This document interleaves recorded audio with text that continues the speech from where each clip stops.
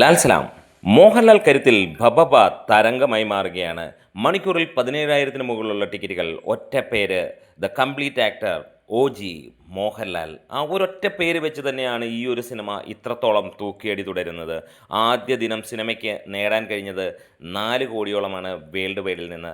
അതിൽ ഭൂരിഭാഗവും മോഹൻലാലിൻ്റെ ആ ഒരൊറ്റ പ്രസൻസിനെ ബേസ് ചെയ്തിട്ട് ജനങ്ങൾ ടിക്കറ്റ് എടുത്തത് എന്ന് നമുക്ക് പരിപൂർണമായി തന്നെ പറയാം. ഡാൻസിൽ മോഹൻലാലിനെ വെല്ലാൻ ഒരു നടനുമില്ല എന്നുള്ളത് നമുക്കറിയാം. കേരളത്തിൽ വലിയ ഡാൻസർമാരുണ്ട്, യൂത്തുണ്ട്, എല്ലാമുണ്ട്. പക്ഷേ ഒരു കാര്യം, മലയാളികളുടെ മനസ്സിൽ ഇഷ്ടം നേടണമെങ്കിൽ അത് മോഹൻലാലിൻ്റെ ആ ചെറിയ ഒരു ചലനം മാത്രം മതി.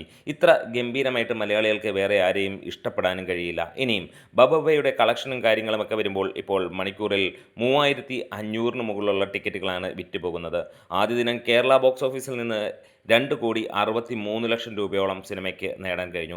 ഈ ഒരു സിനിമയിൽ മോഹൻലാലിൻ്റെ അഴിഞ്ഞാട്ടമായിരിക്കും, പൂണ്ടുവിളയാട്ടമായിരിക്കും. അതെ, അതുതന്നെയാണ് ഓരോ മലയാളിയും കാത്തിരിക്കുന്നത്. അല്ലെങ്കിൽ ഒന്ന് ചിന്തിച്ച് നോക്കുക, ഈ ഒരു സിനിമയിൽ മോഹൻലാൽ ഇല്ലായിരുന്നുവെങ്കിൽ എന്നുള്ളത്.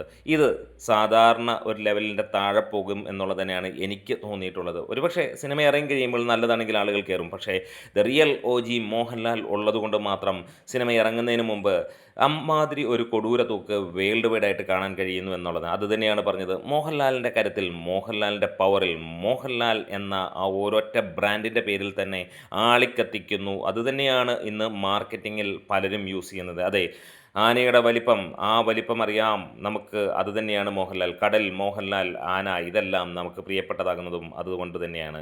അതെ, അത്ര ഗംഭീരമായിട്ടുള്ള ഈ ഒരു നടനെ അദ്ദേഹത്തിൻ്റെ ഒരു സീൻ, അല്ലെങ്കിൽ അദ്ദേഹത്തെ ഒരു സീനിൽ കണ്ടാൽ തന്നെ ആളുകൾ കയ്യടിക്കുമെന്നുള്ളതിന് യാതൊരു സംശയമില്ല. ഭബഭ അതാ കൊളുത്തുകയാണ്. ബോക്സ് ഓഫീസിൽ ഈ രണ്ടാം ദിനവും 10 കോടിക്ക് മുകളിലെത്തുമെന്നുള്ള പ്രതീക്ഷ തന്നെയാണ്. നാളെ സിനിമ റിലീസ് ചെയ്യുമ്പോൾ ഏവരും ഉറ്റുനോക്കുന്നത് മോഹൻലാൽ രംഗങ്ങൾ തന്നെയാണ്. നിങ്ങൾ അങ്ങനെയാണെങ്കിൽ ഒന്ന് കമൻസിലൂടെ പറയാം. അതല്ല, നിങ്ങൾക്ക് മോഹൻലാലിനെ കാണാനല്ല ഈ സിനിമ നിങ്ങൾ കാണുന്നെങ്കിൽ, അത് സത്യമെങ്കിൽ ഒന്ന് കമൻസിലൂടെ പറയാം.